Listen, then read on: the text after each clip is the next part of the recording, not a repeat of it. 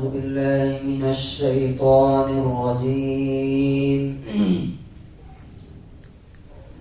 بسم الله الرحمن الرحيم.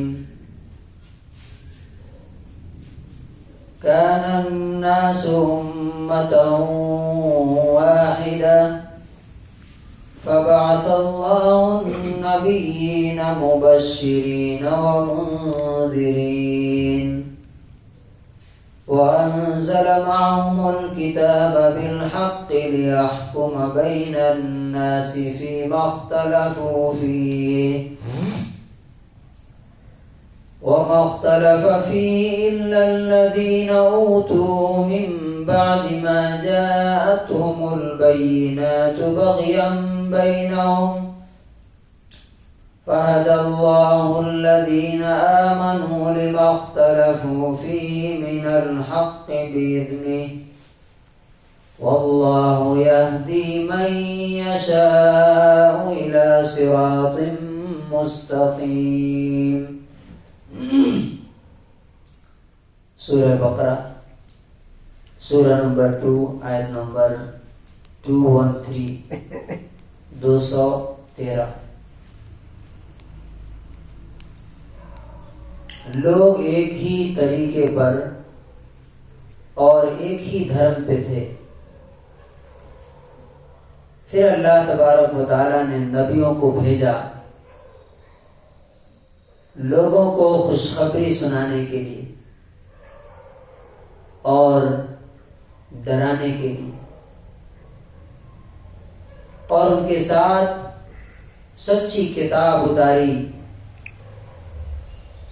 تاکہ وہ لوگوں کے درمیان ان کے اختلاف اور متبھید کا فیصلہ کر دے. اور اس کتاب کے بارے میں صرف انہی لوگوں نے اختلاف اور متبھید کیا جن کو وہ کتاب دی گئی تھی.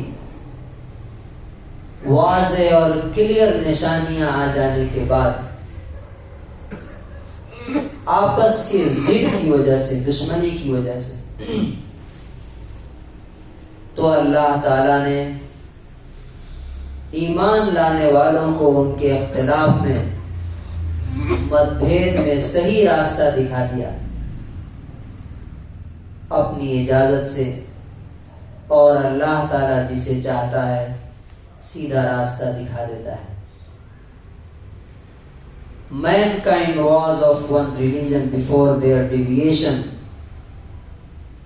Then Allah sent the prophets as bringers of good tidings and warners, and sent down with them the scripture in the truth to judge between the people concerning that in which they differed. And none differed over the scripture except those who were given it after the clear proofs came to them out of jealous animosity among themselves. So Allah guided those who believed to the truth concerning that over which they had differed, and Allah guides whom He wills to a straight path. اس آیت میں اللہ تبارک و تعالی نے بہت اہم باتیں بتائی. پہلی بات یہ ہے کہ دنیا کو آج جیسے دیکھ رہے ہو کہ ہزاروں فرقوں میں، گروپوں میں بٹی ہوئی ہے، شروع میں ایسی نہیں تھی، بلکہ لوگوں کی شروعات ایک ہی دھرم سے ہوئی، ایک ہی ریلیجن سے ہوئی، اور وہ اسلام، یعنی اللہ تعالیٰ کے سامنے اپنے آپ کو سرنڈر کر دینا، اللہ جو کہے اس کو ماننا. جو پہلا آدمی اس دنیا پر آیا، اس دنیا میں آیا، آدم علیہ السلام، وہ اسی سچائی اور ستیہ کے ساتھ آئے. پھر کیا ہوا؟ دھیرے دھیرے لوگ آپس میں ایک دوسرے سے دور ہوتے گئے، اختلاف ہونا شروع ہو گیا. شیطان نے ان کے اندر گمراہی اور غلط چیزیں ڈالنی شروع کی. تو اللہ تعالیٰ نے پھر نبیوں کو بھیجا، اور نبیوں کا کام کیا تھا؟ دو ہی کام ہے، مبشرین و منذرین۔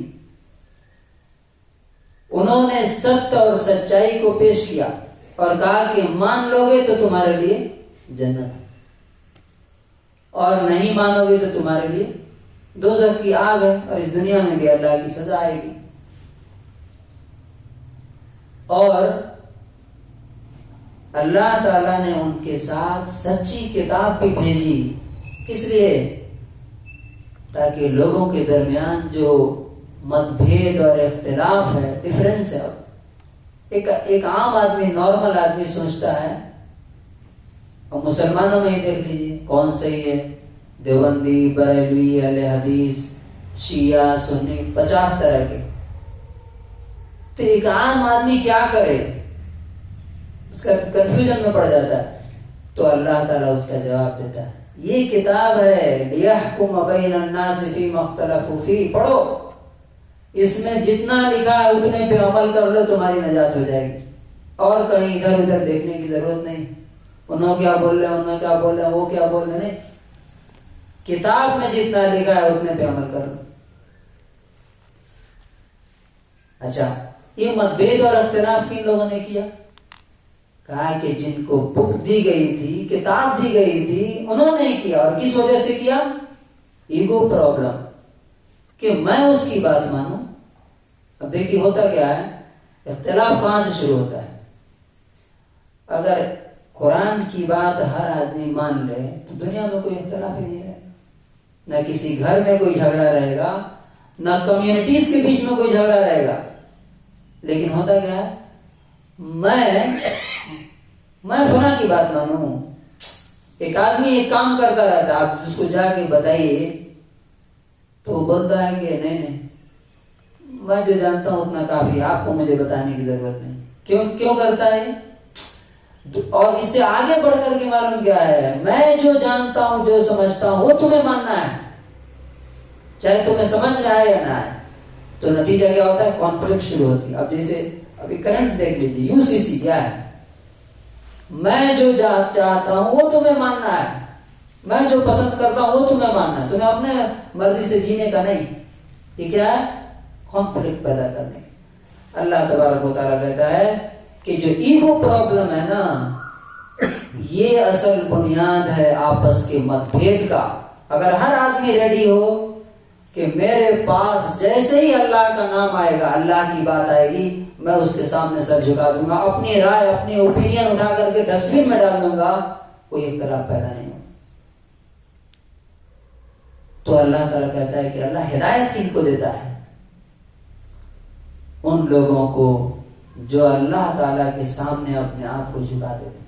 اللہ تعالیٰ نے پہلے بھی ہدایت دی، اور آج بھی یہ ہدایت کا ایک ہی فارمولا ہے کہ اللہ کے سامنے انسان اپنے آپ کو جھکائے،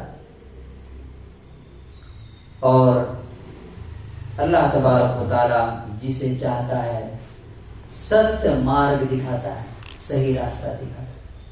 اب دیکھیے اس پوری آیت کا کنکلوژن اور خلاصہ اور لیسن کیا ہے ہمارے لیے؟ تو نمبر 1، ہم بھی اگر کسی کو دین کی بات بتاتے ہیں، کنفیوز رہتے ہیں، ہم نہیں بول سکتے کسی کو، ہمارے پاس علم نہیں، زیادہ علم کی ضرورت نہیں ہے آپ کو کسی نان مسلم کو بولنا ہے، مسلمان کو بولنا ہے۔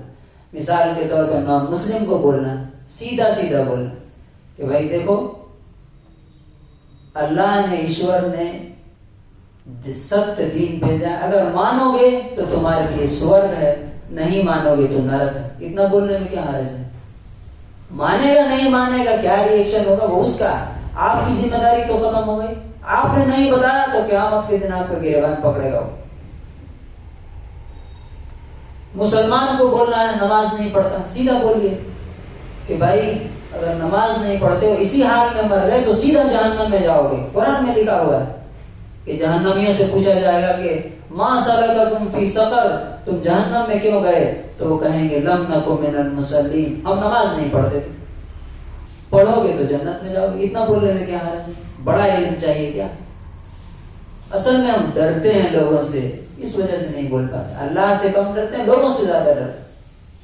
اور جو آخری پوائنٹ اس میں بتایا گیا جو اہم ہے وہ کیا ہے کہ اگر آپ کے دل میں اللہ کا خوف ہوگا، اللہ کا ڈر ہوگا اور اس کے عذاب سے آپ بچنا چاہیں گے تو اللہ تعالیٰ نے گارنٹی لی ہے کہ اللہ آپ کو ہدایت دے گا، آپ چاہے کتنے جاہل ہوں، کتنے ان پڑھ ہوں۔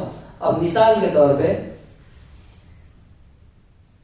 سورہ کہف میں جن لوگوں کا واقعہ ہے، 7 لوگوں کا یا جو بھی، ان کے پاس کون عالم دین آیا تھا؟ کون مفتی صاحب بتانے گئے تھے؟ کون سی کتاب تھی ان کے پاس؟ کچھ نہیں، ہر طرف اندھیرا تھا۔ انہوں نے ڈیسائیڈ کیا کہ نہیں، ہم یہ تو غلط ہے، ہم اس کو نہیں مانیں گے، ہمارا خدا تو وہی ہے جس نے آسمان و زمین کا کو پیدا کیا۔ تو اللہ تعالیٰ نے وہاں پہ ان کو ہدایت دے کر کے لے کے پہاڑ کی گفا میں کھو میں لے کے چھپا دیا، 300 سال تک سلا کے رکھا۔ کہاں سے ہدایت ملی؟ اللہ تعالیٰ کی طرف سے۔ تو سب سے پہلے ہمیں ڈیسائیڈ کرنا چاہیے کہ میری زندگی اللہ رب العزت کے حکم کے مطابق گزرے گی، تو اللہ تعالیٰ آپ کو ہدایت کی گارنٹی دیتا ہے، صحیح مارگ صحیح راستہ دکھائے گا۔ اللہ تبارک و تعالیٰ ہمیں دنیا میں ہدایت عطا فرمائے اور آخرت میں نیک لوگوں میں شامل کرے۔